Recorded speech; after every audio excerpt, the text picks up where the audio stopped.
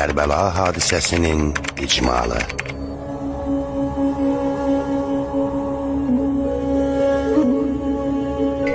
Hicrətin 60-cı ili, Rəcəb ayı, Mədinə şəhəri. İmam Hüseyin əleyhissalam Muaviyyənin ölümündən dərhal sonra Mədinə valisi Vəlid İbni Ütbənin çağırışı ilə onun sarayına getdi. Vali imama Yezidin məktubunu oxudu. Məktubun mətnində Yezid imamdan beyyət alınmasını əmr edirdi. İmam Hüseyin əleyhissalamsa ona beyyət etməyi bir mənalı olaraq rədd etdi və mənim kimisi onun kimisinə beyyət etməz deyərək oranı tərk etdi. Vali bunu gördükdə Ərvan İbni Həkəmi İmam Hüseyin əleyhissalamı razı salmaq üçün təlimatlandırdı.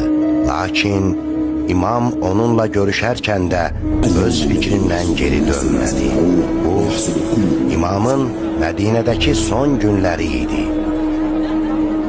O, öncə qardaşı Ömər İbni Əli, sonra isə Muhammed Hənəfiyyə ilə görüşərək başına gələcəklər və həcc ziyarəti üçün Məkkəyə gedəcəyi barədə söhbətlər etdi.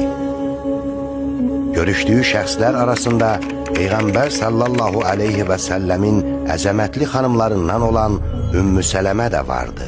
Xanım, İmam Hüseyin əleyhissalamdan İraqa getməməsini istədi. Bildirdi ki, Peyğəmbər salavatullah sağ ikən ona şüşə qaba tökülmüş bir qədər torpaq verərək buyurub, övladım Hüseyin İraqda qətlə yetiriləcək. Bunu eşidəndə İmam Hüseyin əleyhissalam öz kəraməti ilə Ümmü Sələməyə şəhid olacağı yeri göstərdi və oradan bir ovuc torpaq götürüb başqa bir şüşə qaba tökdü.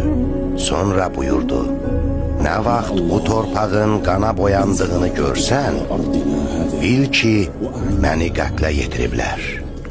Doğrudan da Aşura günü günortadan sonra xanım şüşəyə baxarkən hər iki qabdakı torpağın qana boyandığını görüb fəryad etdi.